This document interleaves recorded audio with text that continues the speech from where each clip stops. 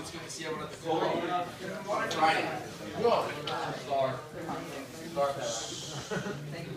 This week's parshat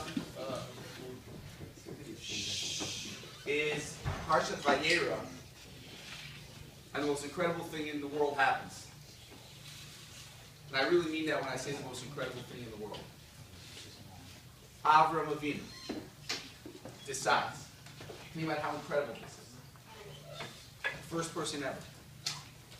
He agrees and decides to have a bris milah. It's the most wild thing. What was he thinking?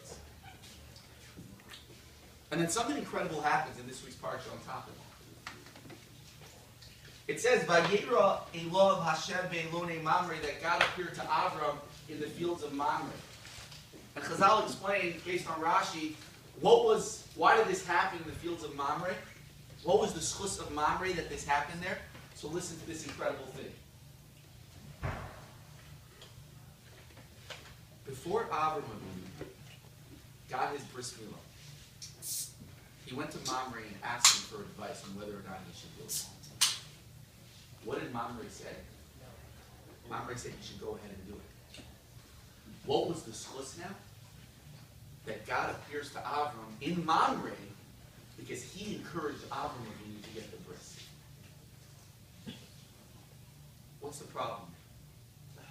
Avram Avinu, listen to this, guys. He discovered God. He changed the history of the world forever. He goes on to be the most influential man in the history of mankind, influencing over 6 billion people. Jews, Muslims, Christians. They all believe in Avram Avinu. The founder of monotheism. The founder of one God. And now what do we find out? That when it came to doing a brit milah, what did he do? He went to Mamre to ask him for advice. Is he doubting God? If I had such emunah, if I had such belief, if I found the Lord, I discovered the God, I would be out there, I'd take off everything and say, circumcise me.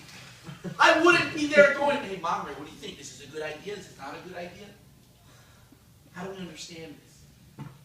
Is Avram Avinu doubting God? Could this be true? So listen to what the Chidushei HaRib says. I truly think this is a lesson that we can all take for ourselves. The Chidushei HaRib explains that Avram Avinu had a magnetic personality. And you know he had a magnetic personality because what did he want to do after his bris? He wanted to, very simply, have guests. He wanted people around him. And Chidushei HaRib says, you know what Avram Avinu was scared about when he got his bris milah? Avram Avinu was scared that if he got a bris, he'd physically have a different symbolic thing that would make him different than everyone else in the world on a physical and spiritual level. And you know what would happen if he'd be different? He wouldn't be able to connect to people because people would say, oh, he thinks he's better than us. Does anyone have that feeling sometimes where, like, you know, a rabbi tells you to do something based on halacha, and like, he's a rabbi, he thinks he's better than us, he thinks he knows everything. He's only telling us because he has to, because he's a rabbi. But then 5 minutes later, someone, your best friend, could tell you the same exact thing. And you're like, oh, that makes sense. Because you feel you're on the same wavelength as them, so you feel they're looking out for your best interest. Avram Avinu's top in life was to impact the world. He was scared if he got a bris milah, that the world would see him different, and he wouldn't be able to impact the world anymore because of the way they would have seen him. So you know what Mamre said? Go do it, Avram Avinu. You will still be successful. And I want to say something else. Mamre was good friends with Avram. And not only was he good friends with Avram, he could have told Avram Avinu, yo, Abraham, Abi, Avi, whatever he called him. He could have told him, you know what, Avram? Bad idea. Stay with the bros. Stick with the hood. West Side, gangsters, whatever the terminology is. Stick with us. Stay with us. And what did Mamre tell him to do? He said, go for it, Avram. Be as spiritually uplifted as you can be. Mamre teaches us an incredible thing about friendship. You know what the responsibility of a friend is? Sometimes you think, you know what a friend is? You know, if you ask a high school kid what a friend is, you know what the high school kid will tell you? Oh, the principal calls the kid into the office and says, tell me, who was at the party on Saturday night? So what does a friend do? What does a friend do? I'm not going to rat out my friends. That's one form of friendship. You know what the other form of friendship is that always gets forgotten? A true friend is not someone who just prevents his friend from getting in trouble. A true friend is someone who inspires his other friend to grow. That's what Mamre did. Mamre said, Avraham, go get that Brit Milah. You will grow, you will be better. And I'm telling you an incredible story. We'll end with this story. The sixth Lubavitcher Rebbe, the Frierdiker Rebbe, Yosef Yitzchak Shlier, he's buried in Queens, New York. Buried right next to the seventh Lubavitcher Rebbe, Nachum Mendel Schneerson, side by side at the Ohel. When he was 5 or 6 years old, he went out to play with his friends. And 5 minutes later, he came back into the house. His mother, the Rebbitzin, said, why are you back so soon?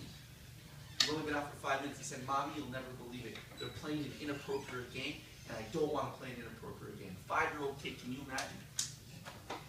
The mother was so nervous. It's the late 1800s. Inappropriate game? She's thinking, what could be inappropriate in the late 1800s? Well, they play, they didn't have Call of Duty, right? So like, what was inappropriate back then?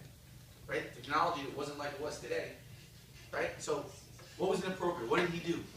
He played on the jungle gym, and he held on with one hand and said it to her, like, what could he have done bad? He's 5 years old. So he says, what did they play? The 5-year-old or 6-year-old boy looks at his mother and says, Mommy, we're playing seesaw. Oh. His mother looks at the boy, realizing she needs to find a psychologist for her kid pretty quick. And says, you said, Yitzchak, what's inappropriate about seesaw? So the boy looked at his mother and he said, Mom, I don't want to play a game where when I go up, I put my friend down. It's just not the type of game I want to play. I'm not suggesting that seesaw is usher, so that's totally fine. I go on a seesaw every week with my kids. But what I am suggesting is that you know what made baby Yosef Yitzchak go on to be one of the great Lubavitcher Rebbe's of all time?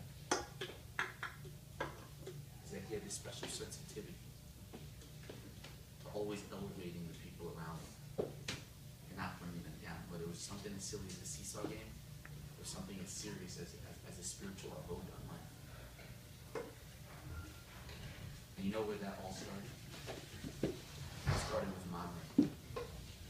Avram Avinu went to Mamre and said, should I do the bris or not do the bris? Because he was scared about not impacting the world. You know what Mamre said? Avram, go do it. You know why you should go do it? Because this is what's best for you. Because I want to elevate you. Because it's not about me. Because guys, friendship is not about not ratting out your friend in the principal's office. Friendship is about inspiring the friend next to you. Friendship is about davening, inspiring to help your friend daven, not telling your friend to be quiet during davening. Friendship is about getting your friend to not speak lashon hara. Friendship is about encouraging your friend to wear tzitzis. Friendship is about motivating your friends to do more and to spiritually connect. And that's what made Avram who he was. He had a friend named Mamre. I don't know if you guys have a friend named Mamre that does the same thing. But you guys can all be Mamre. And if you're all Mamre, you know what you can inspire? You can inspire an Avram Avinu. Mirz Hashem, we should all be zocher to find that inspiration ourselves and in our friends. And we should not bring our friends down, we should bring our friends up.